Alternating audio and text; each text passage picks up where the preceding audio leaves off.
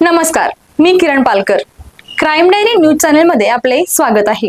पाहूयात आजच्या ताज्या बातम्या. हातकणंगले परिसरातील एका व्यावसायिकाला अडवून चाकूचा धाक दाखवत मारहाण केल्याची आणि दरमहा 50,000 रुपयाची खंडणी मागितल्याची धक्कादायक घटना समोर आली आहे.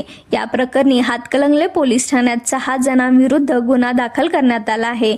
या प्रकरणातील आरोपींमध्ये सौरभ कोरवी, युवराज बर्गे, आर्यन पाटील, संतोष शेंगाडे, गणेश लोखंडे आणि एका अनोळखी इसमाचा समावेश आहे. पोलिसांनी दिलेल्या माहितीनुसार 28 जुलै रोजी सायंकाळी 5 वाजल्याच्या सुमारास शाहूनगर जवळील फिर्यादी आपल्या दुचाकीवरून जात असताना आरोपीने त्यांना अडवले.